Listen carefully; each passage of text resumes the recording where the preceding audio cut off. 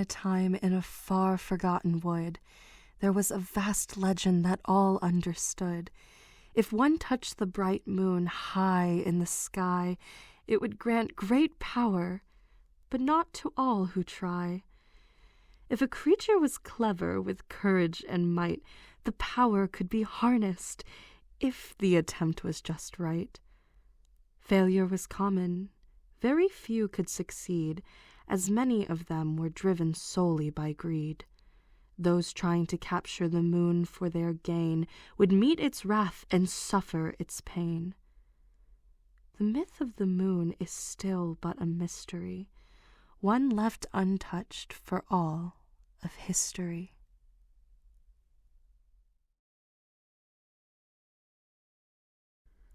Once upon a time, there was a shy little bunny in a forest long since forgotten. They fell in love with the beauty of the world. Each night they hopped from tree to tree, hoping for a view of the sky above and the stars that rested there. On an evening no different from the rest, the bunny emerged from their home deep underground, eager to explore the world once again. They knew the sun would soon rise, and so they hurried to admire the moon. As the bunny darted through the woods, careful and quick, their foot crunched loudly upon a small brittle twig. The poor young rabbit looked on with fright as the moon above them shattered, and all semblance of the great glowing moon was swallowed by the night. Then, in the darkness, specks of light, these shards of the moon tumbled downward to the mortal world and across the very forest the young bunny called home. Without a question, without even a doubt, the bunny knew that something must be done. They had stepped on a branch and broken the moon into tiny pieces and knew that it was their responsibility to fix it. Buried in darkness, they cast aside their fear, determined to do whatever they must to return the beauty of the moon.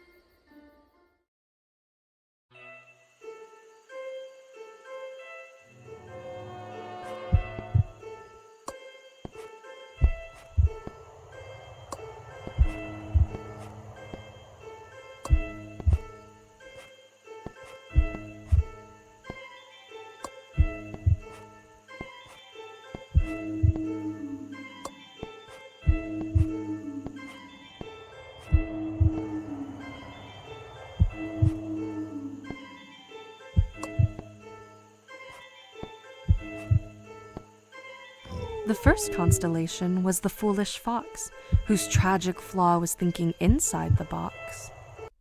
Years ago, a greedy king heard the myth of the moon and sought its power for himself.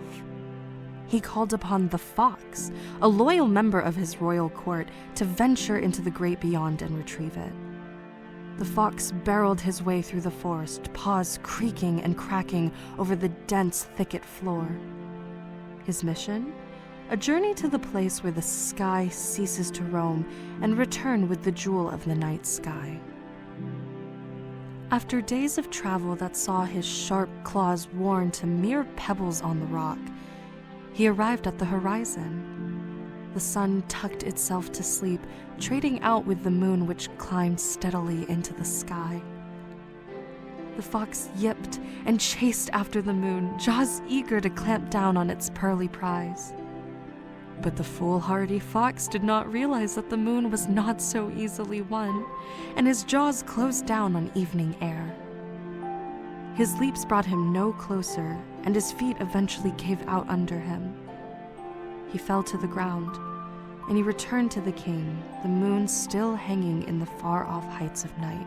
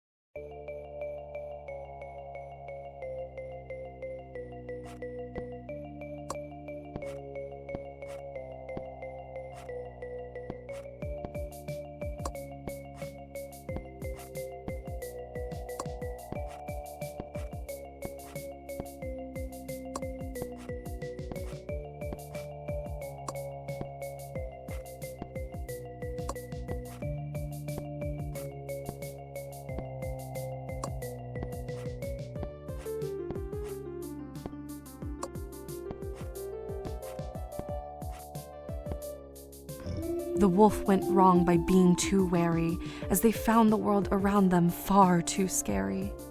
The fox, having failed to catch his mark, was soon replaced by the courtier wolf. They padded across the path plowed by the fox, much more cautious in their stride. After some time, they reached their quarry along the sky's end. Not even the grass behind which they hid noticed their presence as the wolf lay in wait.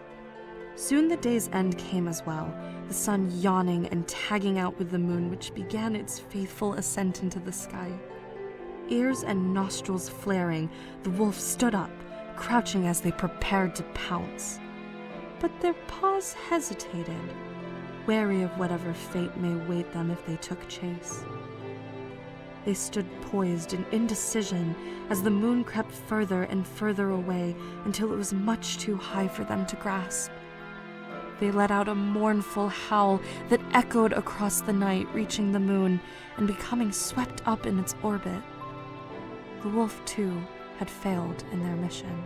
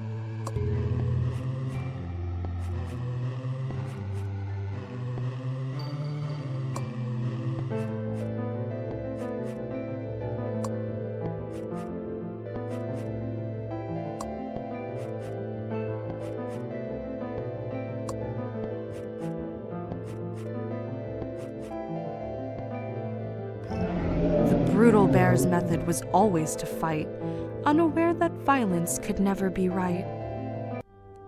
After the failure of the wolf, the king sent the mighty bear to obtain the moon.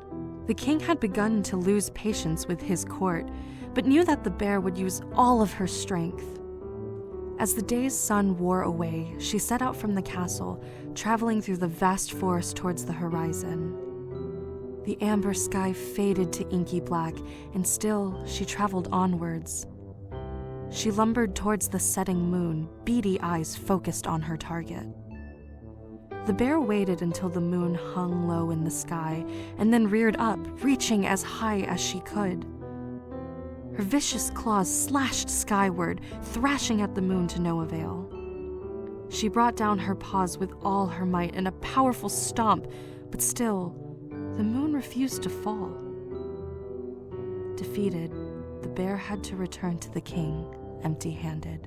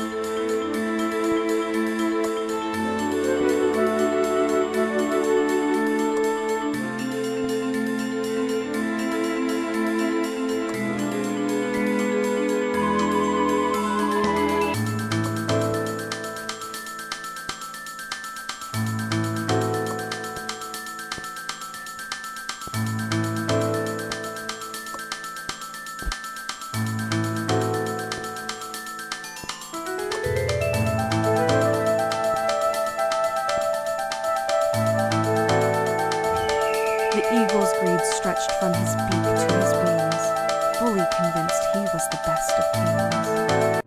His royal court had failed him, and with his need for the moon's power growing ever greater, the Eagle King took to the skies. Two great flaps of his mighty wings sent the trees shivering with the chilly wind the smallest creatures could feel from deep within their burrows. He climbed higher and higher into the sky, ice gathering on his wings as the air around him got colder. And as he approached, the soft glow of the moon cast its light on the eagle's face. He reached out to touch it, but as he did, he felt no rush of power. He had reached the moon once before he had become king, and felt the power it gave. In fact, this power was what allowed him to become king in the first place. When he first ascended to the throne, he was a kind, compassionate ruler. But, as time went on, he became consumed by his own greed, and the power of the moon began to abandon him. Desperate to regain what he lost, the eagle began to peck at the moon, hoping that more power laid underneath. As he dug deeper, cracks began to form. The eagle noticed the cracks growing, but he continued his pecking, becoming more and more forceful. Suddenly, the moon completely shattered. One by one, each of the 8 shards fell to the ground. The eagle dove, trying to catch even one, but each shard eluded him. Even though the moon was shattered, it still would not let the eagle steal its power. He watched as his court and soldiers turned to stars until he too became a constellation.